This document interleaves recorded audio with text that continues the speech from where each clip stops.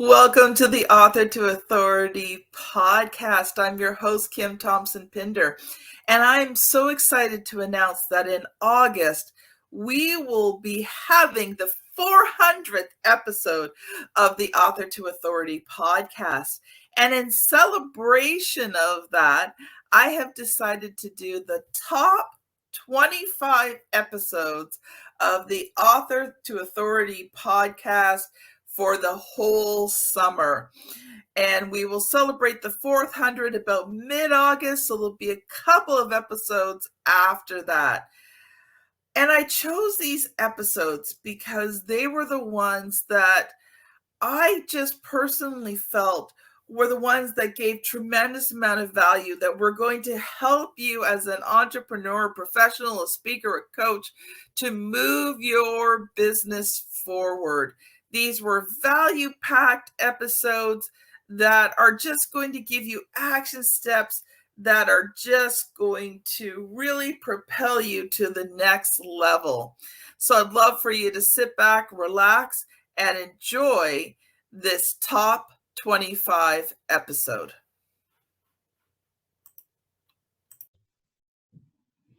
Welcome to the Author to Authority podcast. And today we are doing part 2 of a wonderful series that I've been doing with Jason Cutter. And Jason is the CEO of Cutter Consulting. And we had an amazing conversation on the last episode, which ended with talking about assuming the sale. So Jason, welcome back to the show. Thanks, Kim. I'm excited for seeing where part 2 goes.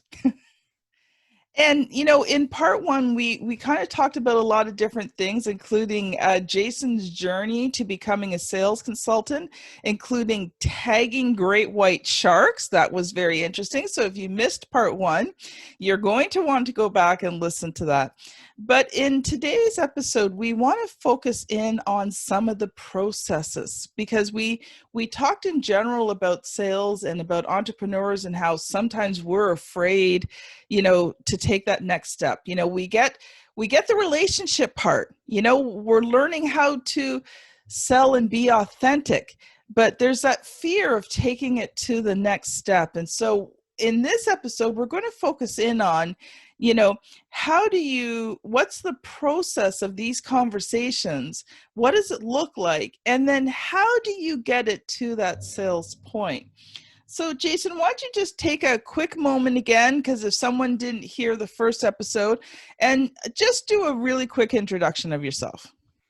Sure. So I am a sales consultant. So I have my company. I help sales teams and individuals with improving their selling effectiveness.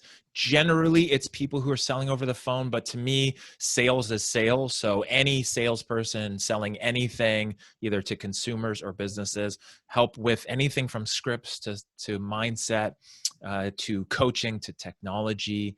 And my book that's coming out, Selling with Authentic Persuasion, is based on the fact that for me, I wasn't a natural born salesperson. So I have my bachelor's degree in marine biology, did not grow up I actually grew up in an anti-sales household where my mom, as a banker, she saw the scams and she saw people who were ripped off by being in a bank and had to deal with all of those fraud claims all the time. And so she saw salespeople, especially bad ones, as evil and something to be weary of. And so that's what I grew up in. I didn't grow up in a sales household, and yet here I am. And I think there's a lot of power in that. And that's what I help people embrace, is not having to feel like you had to be naturally born or naturally gifted to be effective in sales. So how does your mom feel about you now? I mean, so here's the thing, right? So she does not like dishonest, bad people who are manipulating and trying to get their own benefit. She appreciates and loves good customer service. She loves a good salesperson, right? So for example, when I was a kid, only child, didn't have a choice, had to, go with my parents wherever they went. Every few years, we would go buy a car, and many times on a Sunday evening, I would spend 4 or 5 hours at a dealership in the lobby or in the waiting area watching TV while my mom is literally battling back and forth with some car salesperson. right? Mhm. Who's trying to get one over on her, and she doesn't want to get taken advantage of. And so it's back and forth, right? Even bringing in the manager, let me go talk to my manager, like all of those tricks that they use. And so, but my mom has bought cars from other people who, you know, they care, they ask questions, they give her a good deal. It's a relationship, kind of what we talked about in part one, where it's a long-term thing where they're doing the right thing for a customer and then hoping to get referrals. My mom loves that. And in fact, when I started working in restaurants as a waiter, I would explain things to my mom, and then she saw things different from the inside of working in a restaurant, even though she hadn't. And so she, as a customer, became totally more empathetic, a much bigger tipper, much nicer to servers because I had gone through that. And so she's open to it. She likes people. She just doesn't like manipulative people with bad intent. Awesome. Awesome. Okay, so I know that you've come prepared to talk more about the processes of sales. So I'm going to let you loose again to share, and then we will talk about that. And then at the end, we're going to talk about your new book coming out and your writing journey. All right. So the fundamental thing that I teach everyone, and I think it applies, like I consider this the sales success fundamentals, is for me, every successful sales process, every successful persuasion kind of situation involves 5 parts. And the key is they must be done in order and they must be done completely. Those 5 parts are rapport, empathy, trust, hope, and urgency. And so the key is that order too. And it's funny because it doesn't spell anything good or sexy. Like RefU is the best I can come up with. I came up with that 10 years ago. And you know, you always want to have something catchy where it's like, oh, cool, this is my 5-step method and it spells out this nope. I literally can't massage it. I can't change the terms. It's a mess, but it works. So that's what I've got. I've tried and it just, I can't change it. So the key is that, you know, we talked about this in part one, building the rapport, you know, starting off in some way. Now, here's where the challenge, like we also talked about last time, which is some people spend too much time in rapport. They end up with no sales and new Facebook friends and new recipes they didn't know about and new restaurants or new sports they're going to check out, but no sales. And so you've got to do the rapport step, but you can't live in the rapport step. And rapport is also something you sprinkling throughout, right? You know, kind of going back to what I talked about in the last one as well, is using the medical profession and a doctor as an example. We've all had experiences where we've gone to a doctor that has a terrible bedside manner because there's no rapport. There seems to be no empathy. They're all business and it's terrible. They might be very effective, but it doesn't leave you with a good experience. Yes, they might be the world's best brain surgeon, but you still don't like them. Right? You're thankful, but you don't like them and you don't really want to buy from them again. Hopefully you don't have to go to a brain surgeon again, but like we've all had that. And so you want to make sure you do the right amount of rapport, not too much and not too little, whatever it is necessary for what you're selling and who the other person is and what's natural. Then the next part is empathy. And you can't just tell people you care. Hey, Kim, I really care about you. Would you like to buy? No, like that doesn't work. It also doesn't work to say, hey, Kim, you can trust me. I'm a good guy. No, because that's with that big smile on your face as the person goes, you slimy. Right. You can't. Like people who say you can trust me, that's the indication that you can't trust them because if you could trust them, they wouldn't have to ask for it. Right. So, and they wouldn't have to tell you either. And they wouldn't have to tell you it's coming. And they wouldn't tell you, I care about you. Like, okay, what's the catch? Like there's something weird about this. And so what I found the best way to do it, and again, any kind of sale, you could be selling software to businesses or, you know, to individuals selling them something, is that to do the empathy step is about asking questions and then understanding the other person. I talked about this last time, where it's about uncovering what makes them tick, what they want, why they want it, what wakes them up at 2:00 in the morning, what are they hoping to accomplish relative to whatever it is you're selling. And so when you do that, it shows empathy because you're asking, they're telling you, and it fundamentally satisfies the thing that most people know about, but they forget, is that people don't know how much you care until they, you know, they know, they don't care how much you know until they know how much you care. Yeah. Right? Because a lot of salespeople start out of the gate with, hey, how are you? Let's build a little report. Now let me give you my long monologue and read from my brochure and read from how awesome I am and all of my stats and how great my company is and what kind of clients I've helped. And they go into all these things and nobody cares. Blah, Your blah, prospects and your blah. yeah, blah. And I go to a lot of trade shows and I help my clients actually sell more effectively from trade shows, from, you know, back when that was legal, when you could actually go to shows and talk to people and meet people, is that, you know, you walk up to a booth and the first thing somebody does is they just instantly start giving this long monologue about what they do. And then 3 minutes later, you realize, wait, I don't want this, nor is it a good fit. And they just wasted their time. They just wasted your time. So for me, I usually don't even explain anything about what I do until I've asked questions and understood if it makes sense to even go that route, and then do it. I've got a And great so when example for you. yeah, I've got a great example for you. So I was in a cosmetic MLM company for a long time. It was a great way for me to earn money, you know, when my kids were younger. And I was at a vendor show, so similar to a trade show.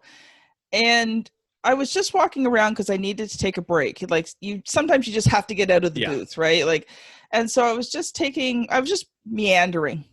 You know, I wasn't really looking to buy anything, but I like talking to the other vendors and see how their day's going. So a lady stopped me, and she was from a competitor company, sold the same type of products. And she went in, she didn't ask me who I was, didn't talk to me. She, you know what, she went into full scale, you know, sales mode. And I said to her, I said, well, you know, I'm with this company. Like, I told her which company I'm with, and she knew the name, right? And she's like, well, you can still buy a lipstick from me. And I'm like, okay, let me ask you a question. I said, let's say I bought your lipstick and I put it on, and someone who knows that I sell for this particular company likes it, and then I tell them it's from a competitor company. I said, how does that make me look? She's like, oh, that would be amazing. I would get more sales. I thought, oh, lady. And to me, when I hear that, that triggers two things. One is the epitome of, or a great example of when somebody's doing it wrong sales wise, and it's all about them and not about you. And then also one of the reasons why a lot of people don't like somebody who sells MLM type products, Mm-hmm. and that kind of approach and attitude, which is everybody should be buying from me no matter what. Yeah. And, you know, when I did shows, I did a ton. I mean, I was doing probably 40, 50 vendor shows a year, sometimes more. You know, if I got talking to someone and they were from a different company, I never tried to sell them anything. No. I just enjoyed the conversation. You know, if it was really slow at my table, you know, because usually about mid-afternoon, it always slows down. So you go talk to people, right? And I would just really enjoy the conversation, and we'd get into good conversations about, you know, how do you sell? How do you create relationships? And it came out that it actually became very collaborative, because sometimes they sold maybe similar products, but there might be a product that they sell that my company doesn't. So it actually became a collaborative process. And sometimes we actually did end up buying from each other, but it was a friendship and a relationship. Right. And it was a referral thing, because if someone asked me, you know, for that product that I knew that other lady sold, because she treated me with respect and relationship, I would say to her, you know what, I don't sell it, but I know who does. Yeah.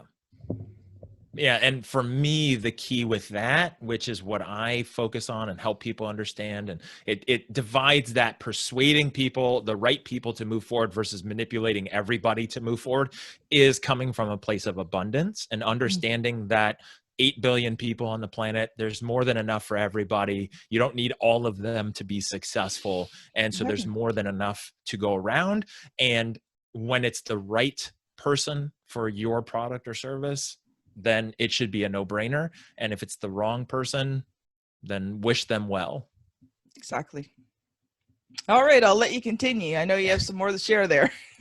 So no, and that's great. And I think that's important because that goes into this next part, which is, we're asking questions, we're uncovering. By doing that, we're building empathy. One of the things I tell people all the time to do if you're in sales is talk less. Most people talk a lot. They do their monologues. They're talking too much. As my grandma used to say, you have 2 ears and 1 mouth. So listen twice as much as you talk.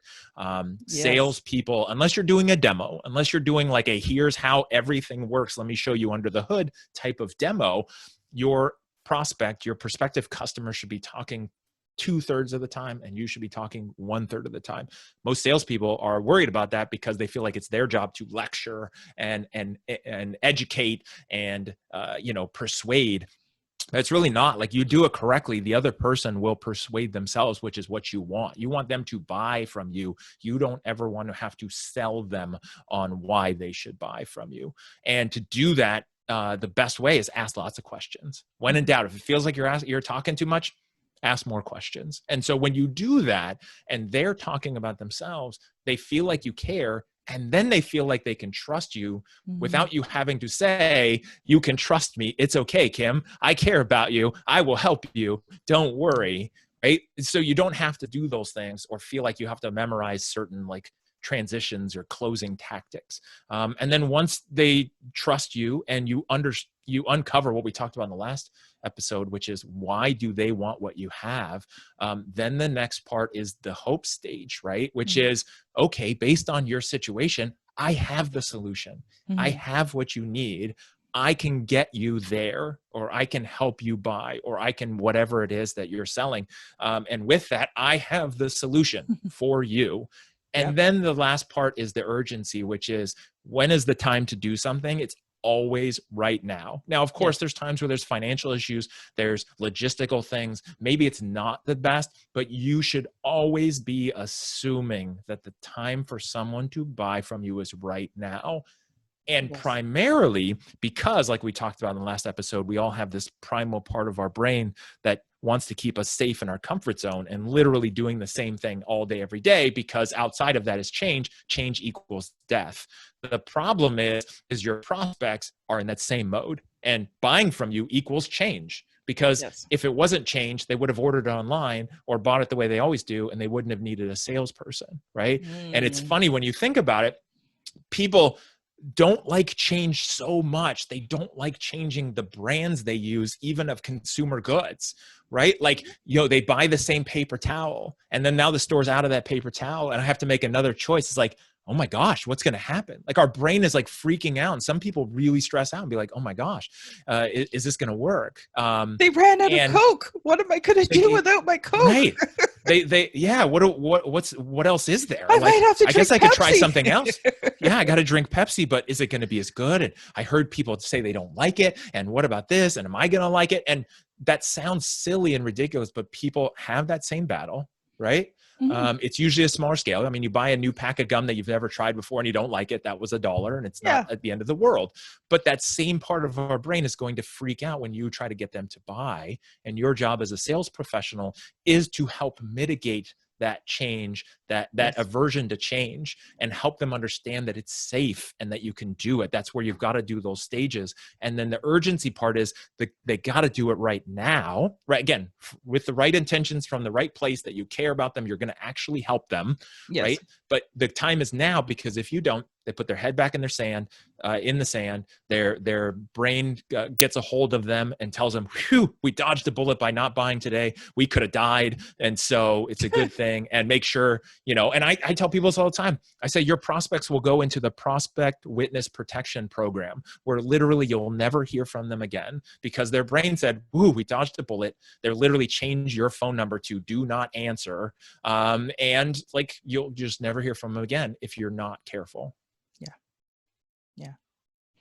Yeah.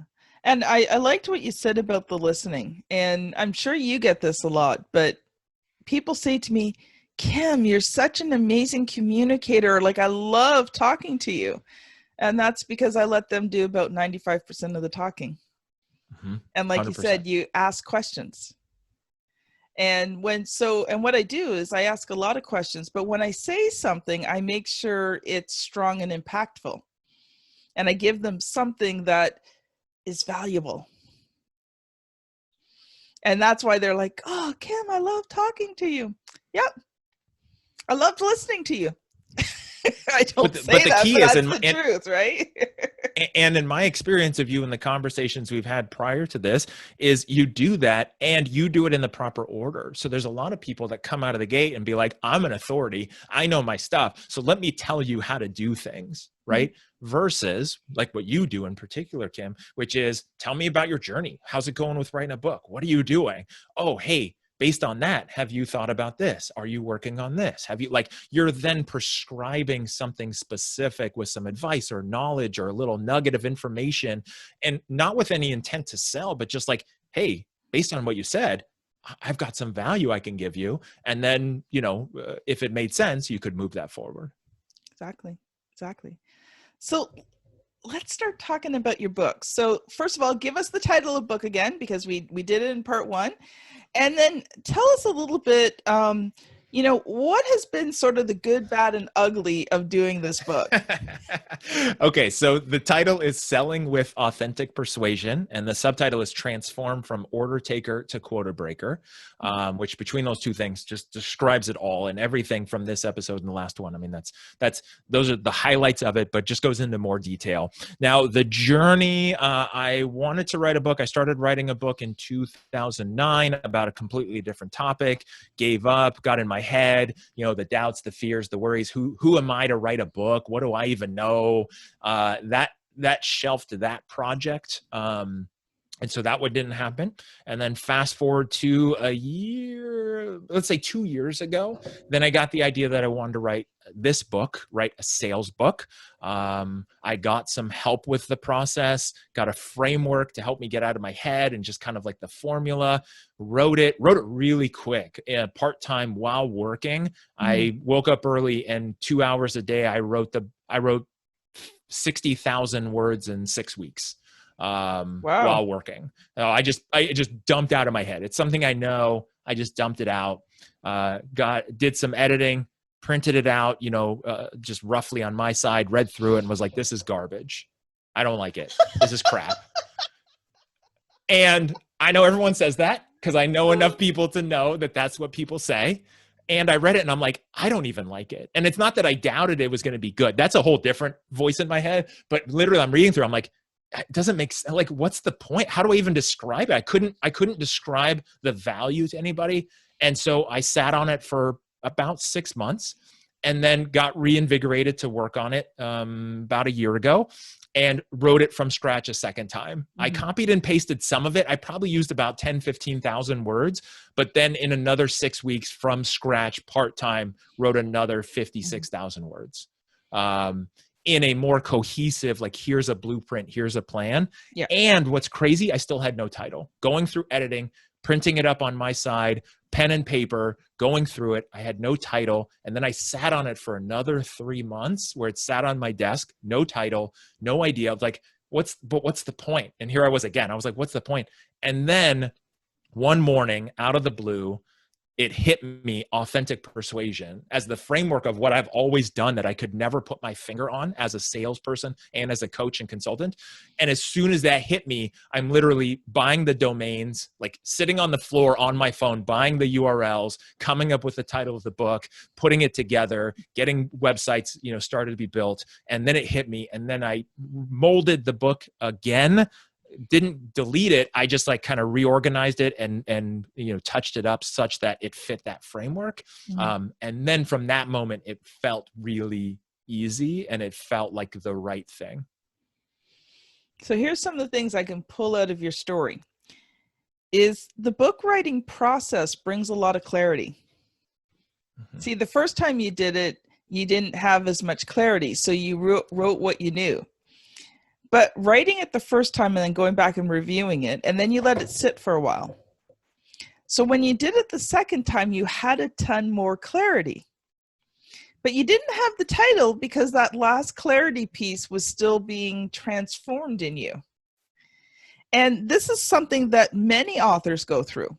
Even when, we're working with clients, it is a clarity process throughout the entire writing of the book. And just so you know, it's not unusual not to get to the end of the book and still have no idea what to call it. It has happened many times.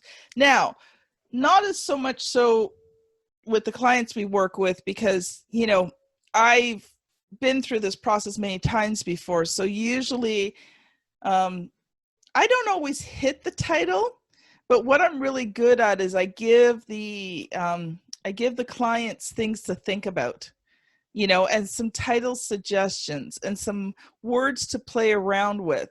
And as they think about that, a lot of times the clarity comes.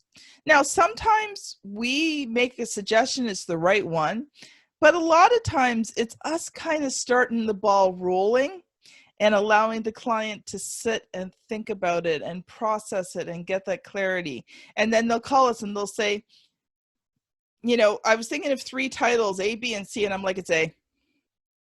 They're like, how do you know? I just know. The title is A. And it's always the first one they tell me, because they come up with a couple other ones. Like the first one was the one that really resonated, but they think, oh, well, maybe I should try think of something. No, it was the first one. Yep. And, you know, it's funny with your book, and we had this conversation sort of in the pre-interview we did, is really, you could have switched the subtitle and the title. Like, they're so interchangeable. And, you know, for you, it was deciding which one goes on top. Mm-hmm. Yeah. And which, you know, which is more representative of me, and then just understanding, you know, kind of like we talked about before, there's people who see the world in more of an aggressive, or, you know, kind of a more forward thought, and they'll think, okay, transform from order taker to quota breaker, like that's the one. And then people who will be more attracted to selling with authentic persuasion. So like that combination, like you told me before, like having both of those is great. So, and it feels right. Mm-hmm. Well, thank you so much, Jason. This has been really awesome. How can people connect with you if they've listened to this and they're like, oh, I've got to hear more from this guy?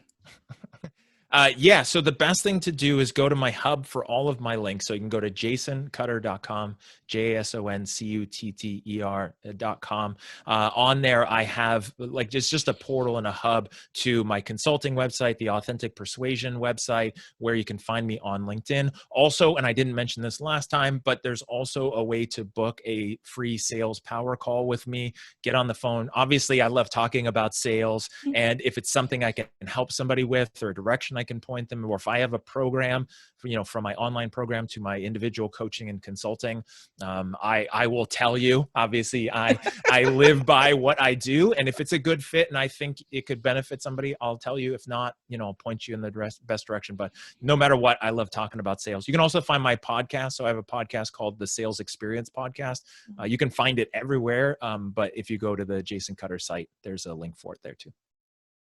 Awesome. Well, thank you so much for being on the show. This has been Jason Cutter and Kim Thompson-Pinder on the Author to Authority podcast. Thank you so much for listening, and we will see you on the very next episode. Bye now.